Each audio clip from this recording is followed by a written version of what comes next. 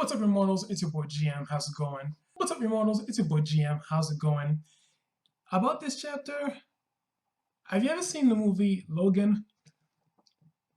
I get a lot of vibes from this chapter about this movie because it's like in a future where hopelessness is very heavy, and wow, like that chapter really reflects that a lot at a certain part at least. We finally get a name for the skull face. His name is Agali Arept, and Agali is really down to kill Touta, to smash him to smithereens until there's nothing left out of it. Let me start talking about the battle. Touta was completely outmatched and overwhelmed. That is a given. The guy was to be honest, the way he survived at the end, he was just lucky. At the beginning, Touta, he knows that he can't win. Not in his current state. He is almost out of chi energy.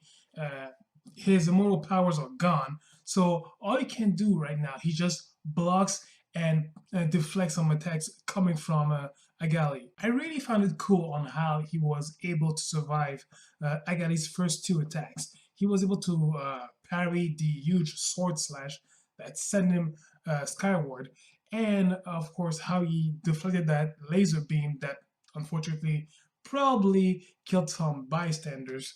So RIP to these guys, sorry. Touta lands back on the beach where he was found, and he tries that move, that earth grasping fisting move that he learned way back in the early phases of the series.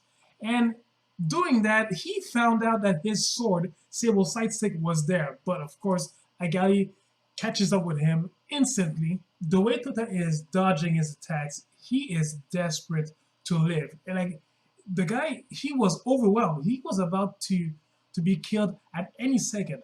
One mistake, that's all it took for him to be dead. But Touta didn't give up. And I love that. I love that about him. It just, he never gives up. No matter the tears shed or the hopelessness, he just never gives up. And it was shown in spades through his actions. So yeah, he dodges the attacks, and he manages that earth grasping fist against Agali. It works, and he grabs the side stick, and he does a 500-ton blade move, and the guy is his guts, or whatever he has inside of him, are spread all over. But of course, it's not over yet. The guy is like manipulating bones all over the place, and he's throwing his deadly attacks against Touta, who slashes him up with his Sable Side Stick. But Agali traps him with something called the Monolith of the Underworld, and Touta is paralyzed. He cannot move. There's this big giant stone all over his head, the monolith, and this is the funny thing. Agali wanted to kill him immediately. Well, there's like this blade stopping just in front of Touta's eyes, but he stops there, and he tells them that killing you might reactivate your immortality, but at the same time, I know I have to go through this. So before he actually does the killing blow, he tries to psychologically break Touta, because apparently doing that, it affects an immortal greatly, and it depends on his regenerative powers. So before killing him, he wants to bring him more hopelessness about what's happening or what has happened to his friends. But I will get back to that in a minute or two, so just hold on. Agali cuts Touta's head off finally, but mysteriously, it does reactivate his mortal powers, and by doing that, Touta, headless, counters attack against Agali, and he really nuke him the fuck out. Like, he really obliterate the guy. Like, that last move, look, was it some sort of a gravity magical spell? I don't know. It looked like it because it really annihilated him to the last cell. It's wow. Like, that panel was so dope. Okay, now that I am done with the battle, let's talk about what was talked about during that battle. we've gotten some key information regarding Yukime. While Tota was paralyzed, Agari tells him what's going on with Yukime. She is alive. Thank God, she is alive. It turns out that 43 years ago, when Tota failed doing his mission, Yukime took his place. She went to Pluto, and just like Negi Springfield and Nighty Springfield, she is holding the fort, I would say, against Yalda Bahout from casting a final spell to subjugate humanity completely. So what Tota was supposed to do, Yukime is doing that right now. But obviously, she's not gonna hold forever. Like she's just holding on for 43 years so far. But I don't think that there's any much strength left in her to hold on. So she's alive, but I'm pretty sure that she's not gonna last long. We also learn something very interesting. While Agali is like pulling the cards, the Paxio cards out of Tota to discover what happened, sorry, to his friends, we discovered that this method of Paxio, if the person you created Paxio with is outside the solar system, then the card will look as if it is blank with no borders. Like it would look like that person is dead. But if that person re-enters the solar system, then it will reactivate.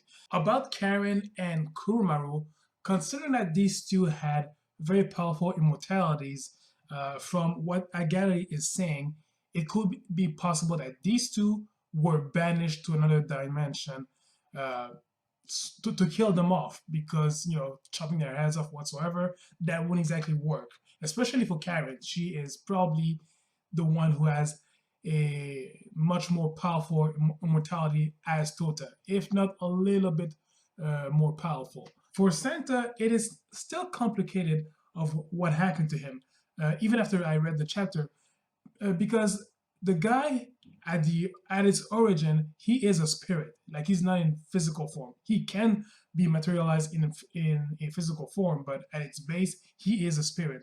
So considering that he was really a guy that that was really in touch with the internet, and now the internet being banned and whatsoever, maybe the virus that came from the internet affected him, perhaps, or something even worse. But to banish a spirit, there are a multitude of ways to do that, and maybe that's what happened to him. And for Kirie, I think that's the one that is the most heartbreaking for Tota.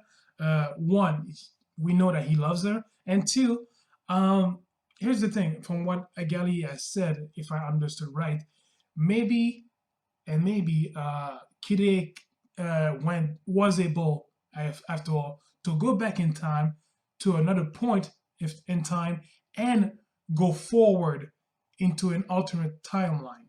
And I've always wondered about that. When Kirie always goes back in time, that must create a buttloads of alternate timelines. Like there probably are many timelines that she created where Earth has failed. Like the Earth is doomed for the worst and beyond that. So I get it got inside Toto's head, making him believe that maybe Kirie just gave up on that world, went back in time, and decided to focus her efforts to continue the fight, but on another alternate timeline. Or worse, she just gave up on the world and died of old age or whatsoever, something like that, if I understood right from what he said. And that broke Tota's heart terribly, Believe like he started believing that maybe the others are still alive in an alternate timeline while he's stuck there all alone with no hope of winning. So that part really was heartbreaking. Like I was reading that, I'm like, my God, the guy doesn't catch a break. Like he's already alone as it is, desperate, and now this that hurts. And now the part of the ending of the chapter, that was the one that gave me the old man Logan type of vibe. we see Touta, after defeating Agali, 4 months later, he's able to regenerate his head towards his body. And well, the head was already there, but it took 4 months to be reattached to his body. So at some extent, his immortal powers are coming back. After the 4 months, another 2 years uh, goes by until the end of the chapter. During those 2 years, he goes through the Sahara deserts, Egypt, Istanbul, India, and he ends up his he. Well, we see at the end that he is in Jakarta in Indonesia.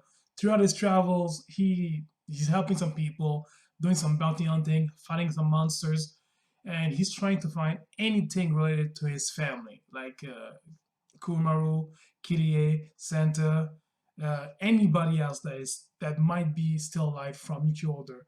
That last panel that we've seen, we see his sight is it's weary, like he's tired, but he doesn't want to lose hope to find his family. And that last panel really, it really hurt to see that because Touta, again, the happy-go-lucky guy, man, seeing him beat down by life, it really hurts. Um, and I kind of feel that he got a little bit taller. I know that he's not supposed to age as being an immortal, but I don't know. I feel like physically speaking, he changed a little bit. But yeah, that last part of that chapter, wow, very dramatic, very moving. Overall, a very emotionally charged chapter.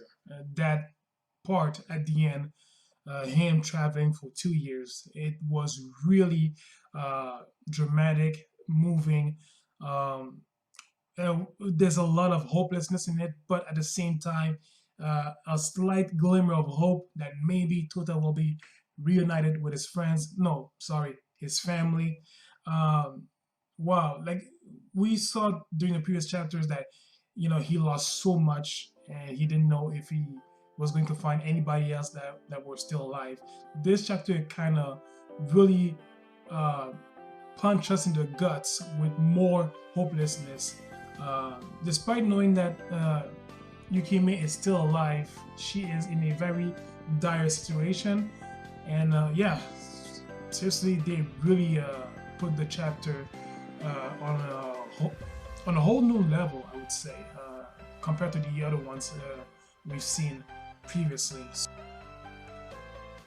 That's it for me, Immortals. Thank you for watching my review. Tell me your thoughts about this chapter. Let's talk about this in the comment section. Share this video, comment, rate, subscribe. All of those are appreciated, and I'll catch you guys next month. So in the meantime, please do me a favor for your homeboy. Take care of yourselves. See ya.